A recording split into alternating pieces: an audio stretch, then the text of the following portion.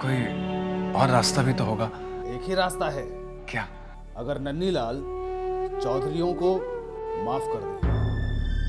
थोड़ा बुखार है बेटे, डॉक्टर को दिखाया है, जल्द ठीक हो जाएंगे। मेरी चुन्नी की इस हालत के जिम्मेदार जितने छोटे बाबू और नाटू दत्त बाबू हैं, उतना ही मैं भी हूँ। हाँ, ब्याह की तारीख पक्की हुई थी, लेकिन ब्याह नहीं हुआ। जाओ इनके लिए खाना लेकर आओ।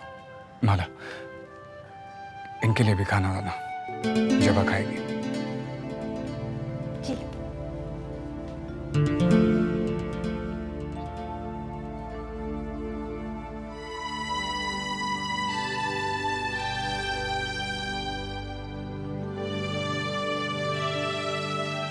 जबा बैठो ना, आओ जबा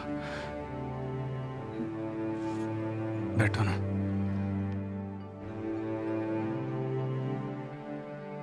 बैठो।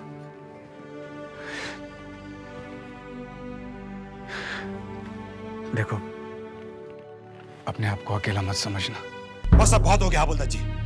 हम कब तक इस बात का लिहाज करेंगे कि वो आपका दामाद है? हम लोग मित्र हैं, धंधे में हिस्सेदार हैं। सिर्फ इसी बात का लिहाज करते हुए हमने आज तक कुछ नहीं किया, लेकिन कब तक? अब मैं इस बात का बिल्कुल ध्यान नहीं रखूंगा कि वो आपका दामाद है। अरे वो कर क्या रहा है? अपने चाचाओं के साथ मिलकर हमें तबाह करने की कोशिश कर रहा है। ये आखिरी बार मैं आपसे कह रहा हूं, अगर उसने अपनी हरकतें बंद ना की तो मैं इस बात का लिहाज नहीं करूंगा कि वो आपका दामाद है। चोट उसे भी पहुंचाऊंगा। नाटू दत्त बाबू, आप मुझे कहने का मौका तो दीजिए। मैं तो यही कहने के लिए आया हूं कि अब दामाद जी को मैंने पूरी तरह अपने वश में कर लिया है। अब वो वही करेंगे जैसा मैं चाहूंगा। लेकिन कब हवलदार जी? कब करेगा वो ऐसा? आप तो कह रहे थे कि आप उसे हवेली से दूर लेके चले जाएंगे, लेकिन वो तो अभी तक वहीं रह रहा है। आप मुझे कुछ दिनों की मोहलत दीजिए। मैं आपसे वादा करता हूं कि मैं उसे हवेली से बिल्कुल अलग कर दूंगा। हाँ।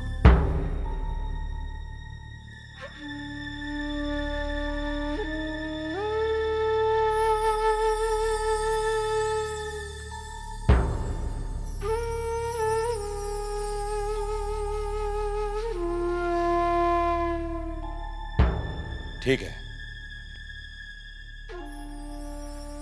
ये आखिरी मौका हम आपको जरूर देंगे। समझाइए अपने दामाद को,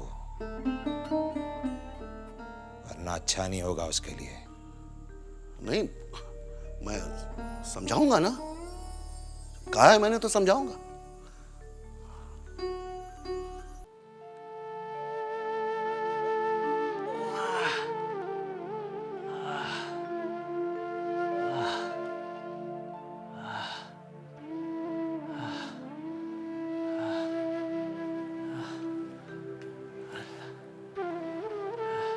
छोटे,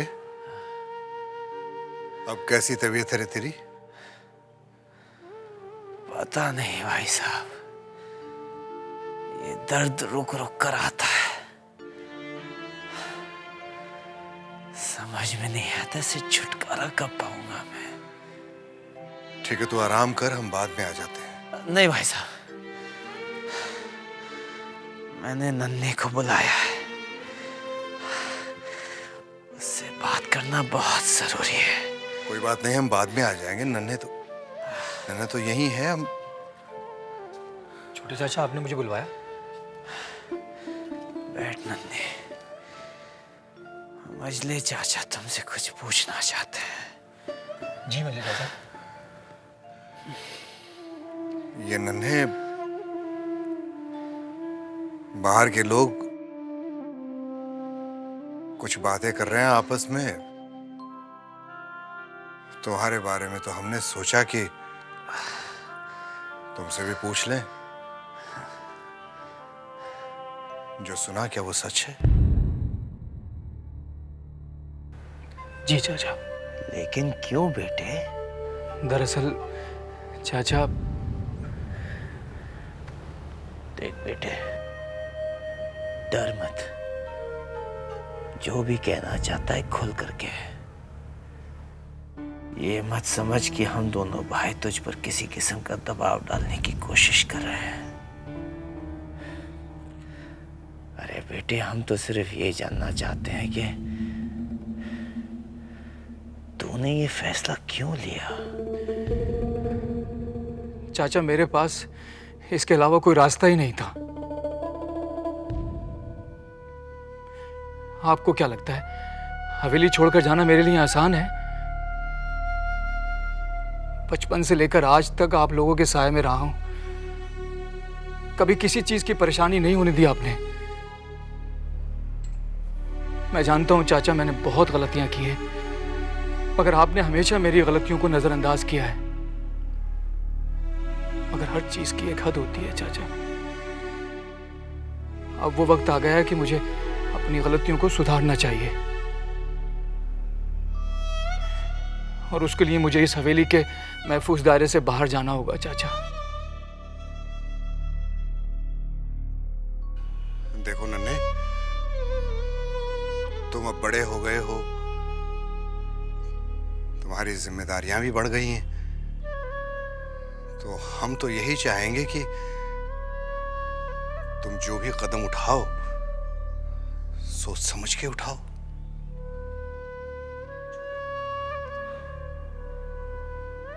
देख बेटा, जल्दबाजी या जज्बात में फैसले नहीं लिए जाते। अरे बेटे, तू तो हमारे बड़े भाई की आखिरी निशानी है। इस घर की निशानी है तू, हिस्सा है तू बेटे।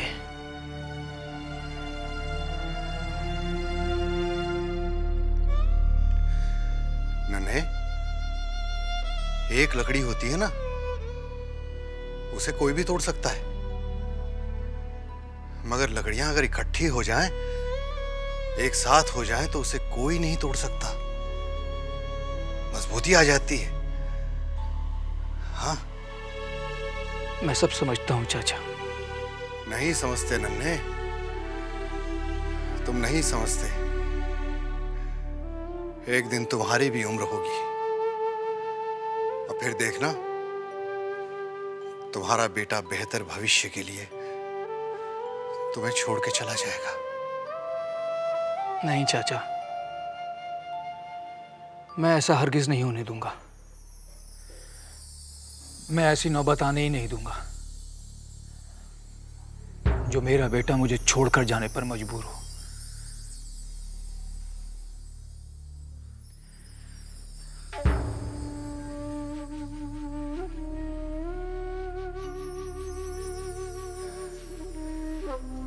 कहीं ना कहीं हम ही से कोई गलती हो गई छोटे, इसीलिए हमारा नन्हे हमें छोड़ के जा रहा है। परवरिश में कमी आ गई होगी, हमने अच्छी तरह उसकी शिक्षा नहीं दी होगी, उसको उसकी तालीम में गलती हमारी है छोटे, वरना हमारा नन्हे हमें छोड़ के नहीं जाता। गलती उसकी नहीं है, हमारी है। मानते हैं छोटे, तुम आराम करो, गलती हमारी है। हम इन्हें अच्छी तरह से पाला नहीं।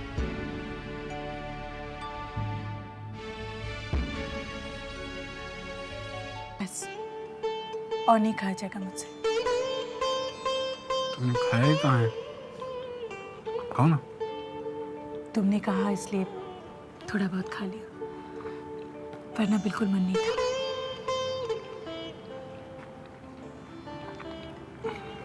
तुमने मेरी बातों का मान रखा, मुझे अच्छा लगा। हाँ। जब मुझे तुमसे एक पूछना है, तुमने सुपवित्र बाबू से शादी से इनकार क्यों किया?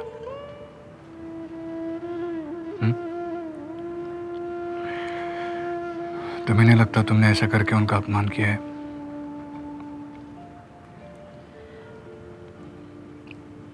मैंने किसी का अपमान नहीं किया। मैंने वही किया जो एक शादीशुदा औरत को करना चाहिए। क्या? ये तुम क्या कह रही हो जबा? तुम्हारी तो अभी तक शादी नहीं हुई और तुम... मेरा विवाह हो चुका है।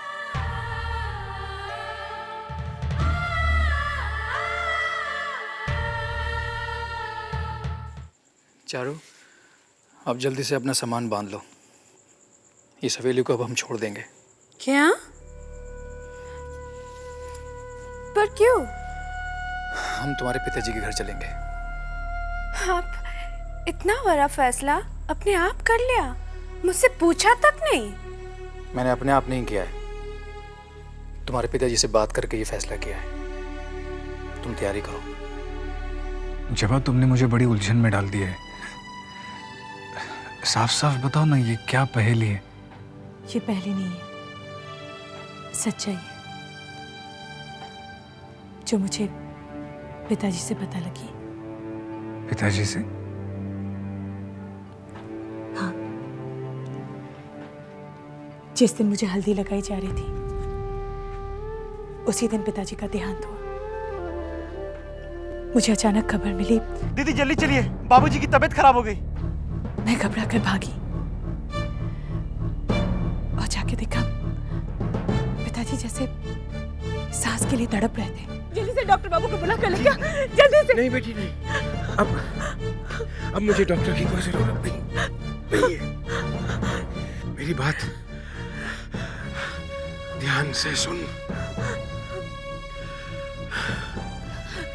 बेटा। जब तू 6 महीने की थी ना, तो तेरे दादाजी ने तेरा ब्याह करवा दिया था। क्या कह रहे पिताजी? हाँ बेटा, तेरी दादी ने मुझे खत लिखकर सब कुछ बता दिया। मैंने तुझे ये तो बता दिया था कि तेरे दादाजी ने तुझे अगवा करवा लिया था, लेकिन मैंने तुझे ये नहीं बताया कि तेरे दादाजी ने ही तेरी शादी भी करवा दी थी।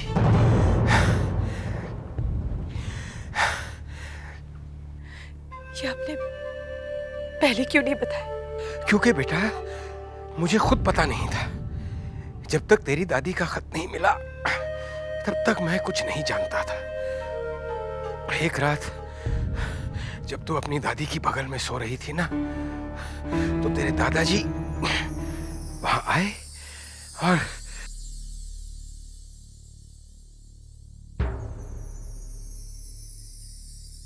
और उसके बाद बेटा तेरे दादा तुझे एक मंदिर में लेकर गए और एक 6 साल के लड़के से जिसका नाम अतुल चक्रवर्ती था, उन्होंने तेरा ब्याह करवा दिया। इतनी बड़ी सच्चाई आपने आज तक मुझसे छुपाई? नहीं बेटा, मैं बाल विवाह में विश्वास नहीं करता बेटा। देख, तू सुपवित्र बाबू को अपना ले बेटा। मेरा आशीर्वाद तुम दोनों के साथ। तू सुपवित्र को अपनाएगी ना? अपनाएगी ना? दादी की वो चिट्ठी कहाँ है पिताजी? चिट्ठी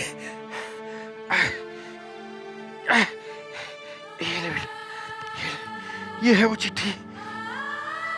फुर्सत से पढ़ लेना, तुझे सब कुछ मालूम हो जाएगा। बेटा तू समझदार है, तू वही करना जो तुझे अच्छा लगे। पिताजी,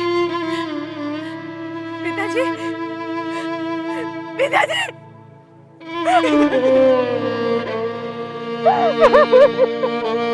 उस समय की अपनी हालत में बता नहीं सकती।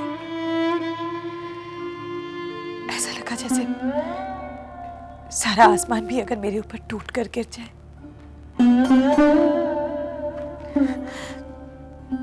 तो भी शायद मुझे तकलीफ नहीं होगी।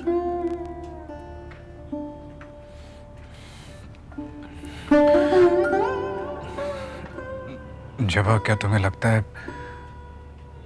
तुम्हारा बाल विवाह जायज है?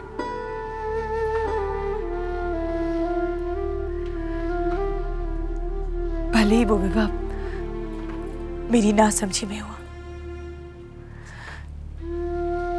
लेकिन था तो वो विवाह,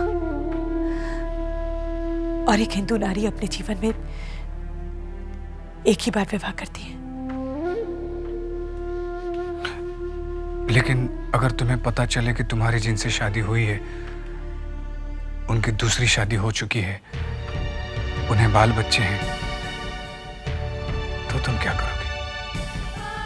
मैं उसे भाग्य का लेखा समझकर उन्हीं के नाम के सहारे जिंदगी गुजार दूंगी। तुम दूसरा विवाह नहीं करोगे?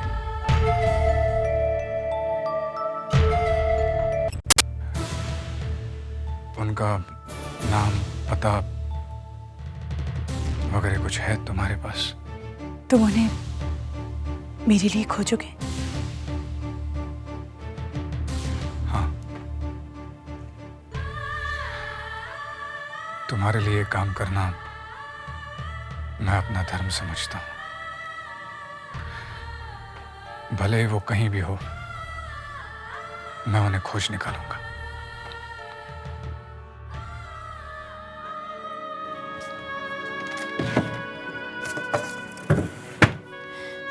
ये देखो, उनका नाम, पता सब कुछ लिखा है इसमें। देखो, मैं भी आती हूँ।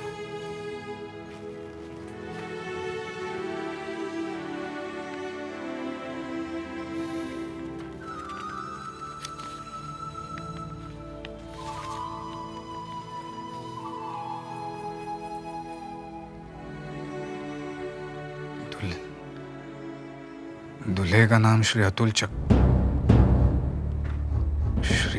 चक्रवर्ती।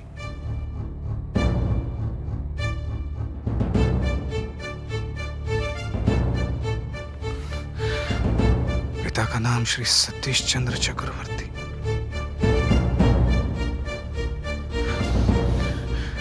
मुकाम फतेहपुर, पोस्ट गाजना, जिला नदिया।